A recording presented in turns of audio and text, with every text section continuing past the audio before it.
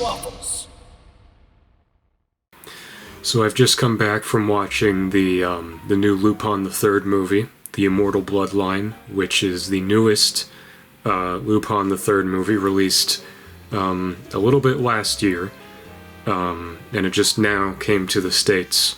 And now that I've fully sat down, watched it, and in preparation of watching it, I rewatched all of the other Lupin IIIrd movies, specifically in that specific sub-series. I can safely say that this is probably one of the best Lupin IIIrd movies. It is definitely not the best. The best is still Mystery of Mamo, but I would probably put this, if I was doing a tier list of of all the Lupin movies, I think I would put it maybe the low S tier. I think I would put it on. But let's actually get to the movie. So there is a very brief recap of the important events of the previous Koike Lupin IIIrd movies.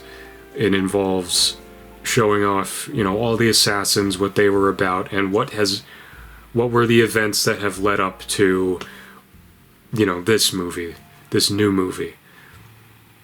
So Lupin and his friends go all the way to this mysterious island that is being under controlled from some weird, ape creature kind of thing named Muam. And Muam is essentially this, spoilers, he's essentially this pseudo-clone or offspring of Mamo. Because Mamo, apparently he's in this universe, still don't really know how that works, but he is here.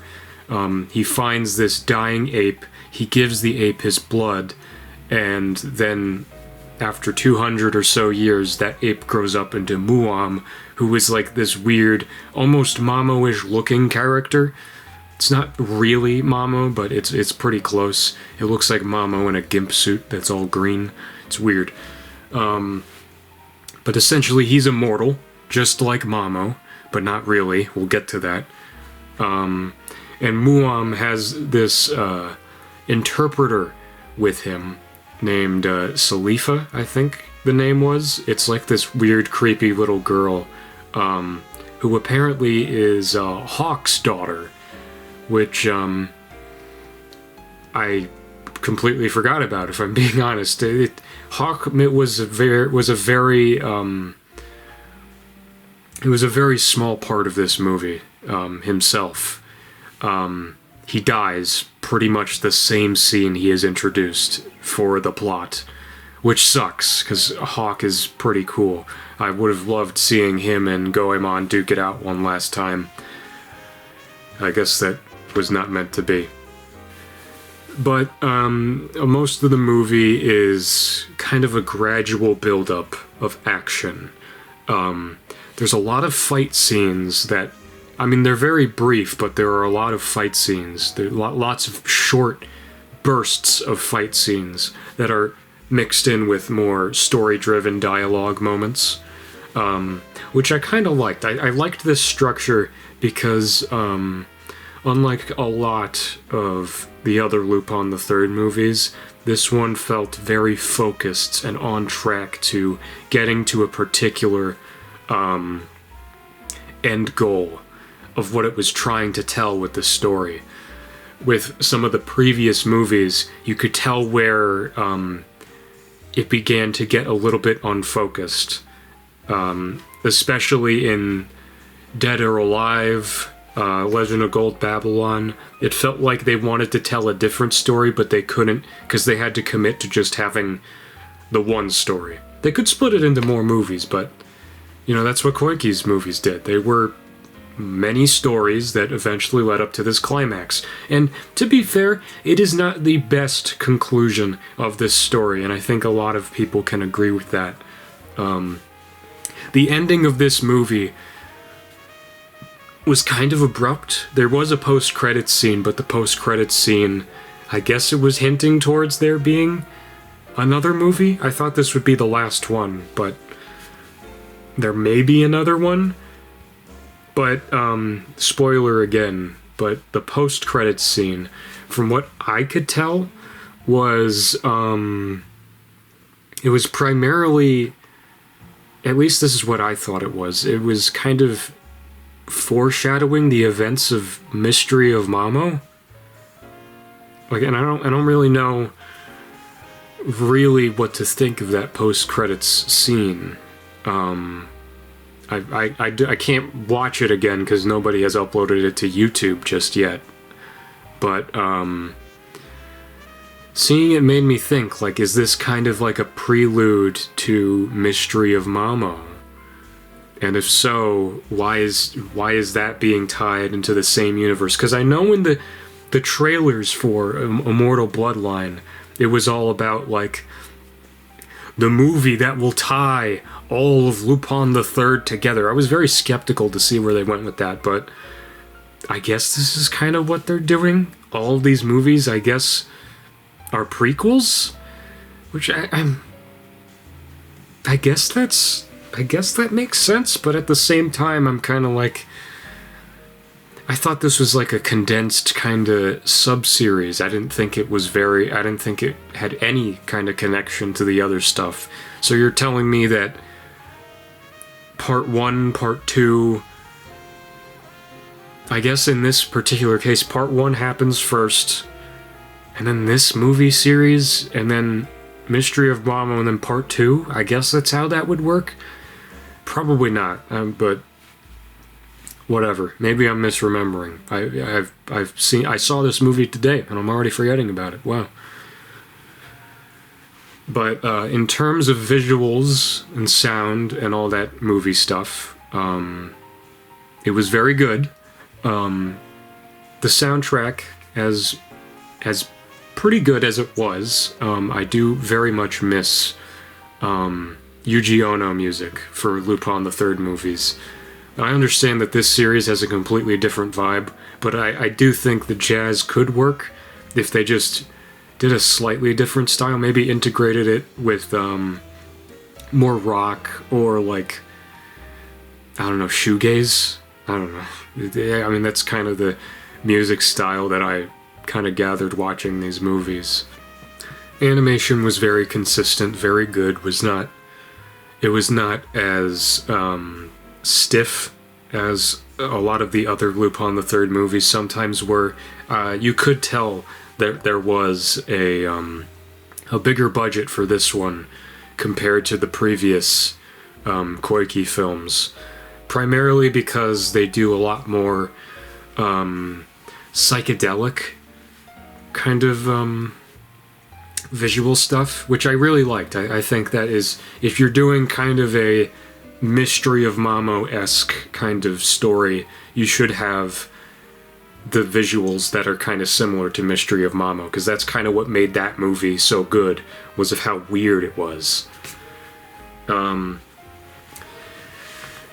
do think that there was the CGI, especially for the bigger, like, group scenes with, you know, the weird Muam, like, defective immortals, or whatever they're supposed to be called. I do think it's kind of egregious sometimes in some points. It's kind of distracting. Like, I could always tell that, I could always distinguish, like, that's CGI. But they do crowd shots normally in 2D. They are absolutely capable of doing that.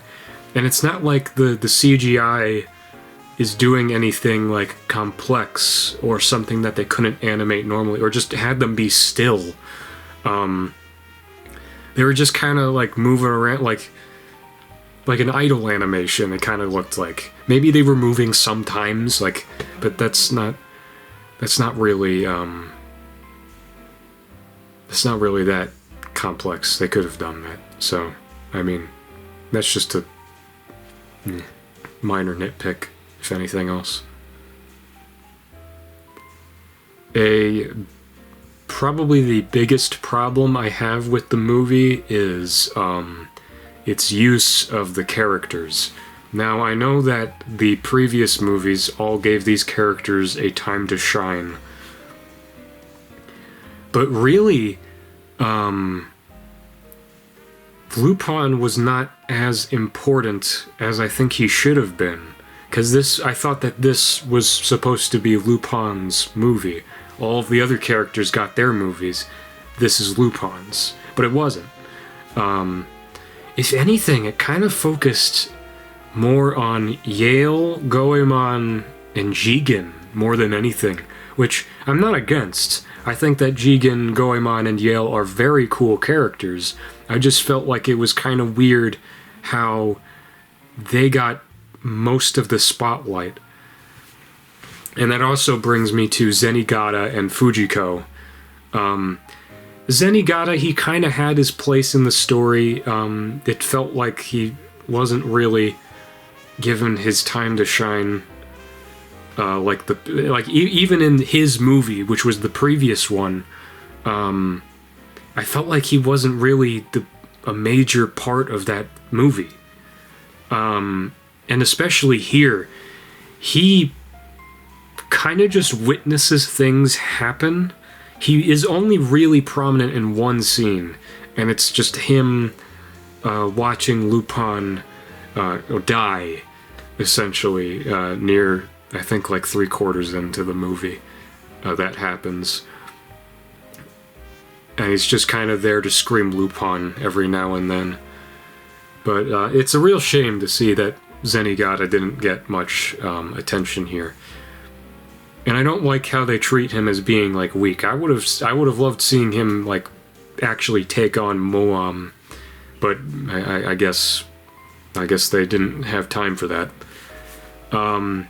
Fujiko, though, oh my god, she was, like, the most pointless character of this movie. She did not even need to be there.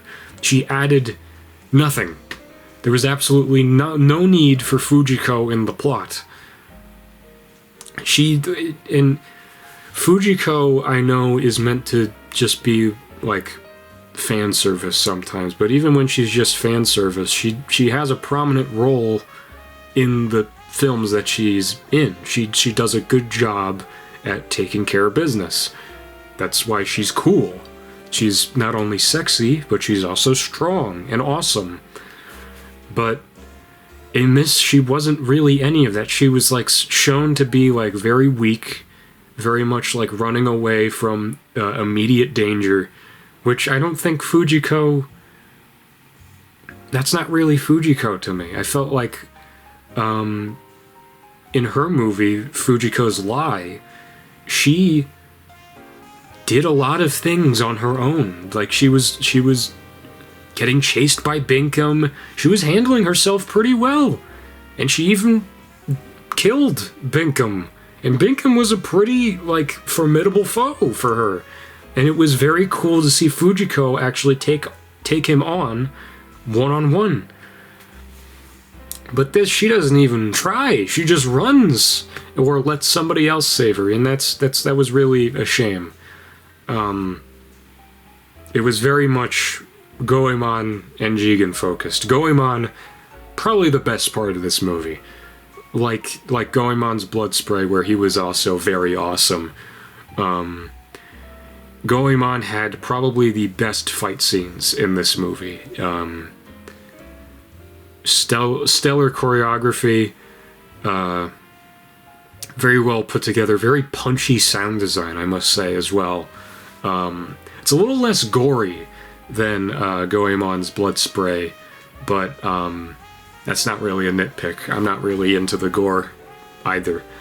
But, anyways, overall, I think it was a very good movie. I think it is also a very good Lupin IIIrd movie, but I don't think that it was a good conclusion. Well, conclusion, there's probably going to be another movie, but I don't think it was a good conclusion to that, let's say, this first part of this story that they've crafted. It was a very abrupt, kind of underwhelming ending, but if you're looking at the movie as a whole, it was still very, very good. I give it an 8 out of 10. And yeah, this is basically my thoughts of the new Lupin IIIrd movie, and I'll see you next time.